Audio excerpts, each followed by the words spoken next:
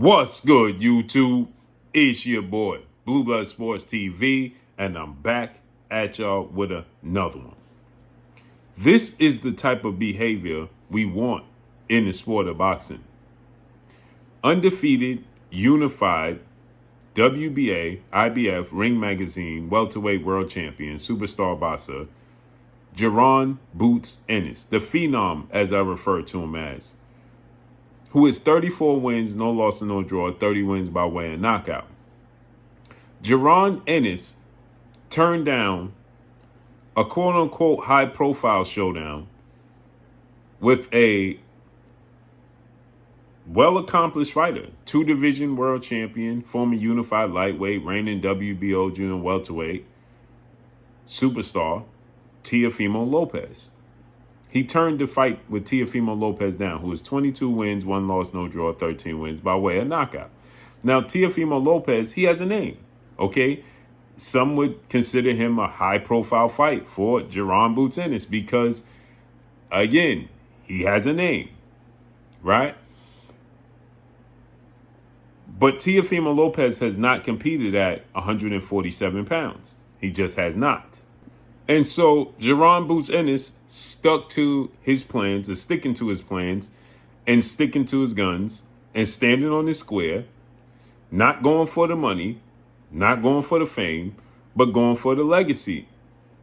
And he's now, according to what I'm being told, he informed his team he's waiting for the outcome of undefeated WBO welterweight world champion, star boxer on the verge of becoming a superstar, Brian Norman Jr., who is 27 wins, no loss, no draw, 21 wins by way of knockout.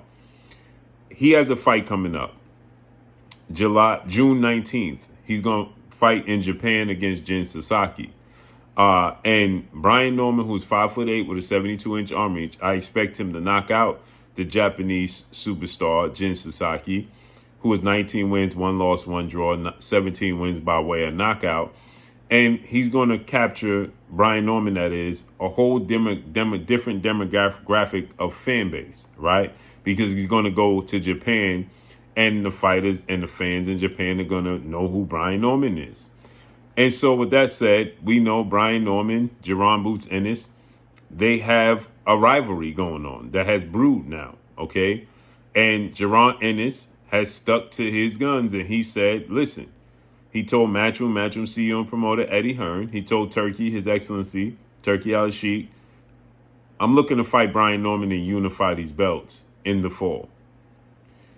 So Brian Norman, he confirmed that they contacted him for a showdown in October, November, or December, but Eddie Hearn wanted him to sign the contract ASAP. And Brian Norman said, listen, I'll sign the contract June 20th. The day after I beat Jin Sasaki, I'll gladly sign the contract.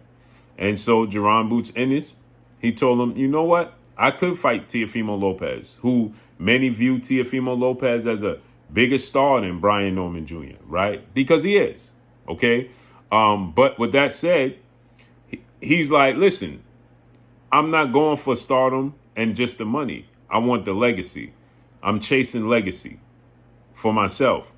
And the fact that Jaron Boots Ennis is sticking to that, standing on his square, and demanding that he gets that fight in a unification, en route to what he wants is a showdown with Manny Pac-Man Pacquiao or Mario Barrios winner. They're going to fight July 19th, okay? So he wants to fight the winner of that for undisputed. So he wants to fight Brian Norman in the fall, and then he wants to fight the winner of that at some point in time, then move up. He turned down the opportunity to fight Virgil Ortiz at 154. Why? Because he wanted to unify the belts. And now he's standing on his square. He turned down Teofimo Lopez. Why? Because he wants Brian Norman Jr. That's great news. Because guess what? Brian Norman knocks out Jin Sasaki as I expect him to and makes a bigger name for himself. Brian Norman and Brian Norman Sr., his father trainer, they going to push for the Jaron Ennis fight. It's going to happen, people.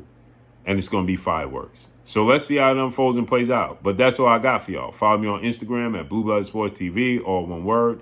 I'm gone. Peace.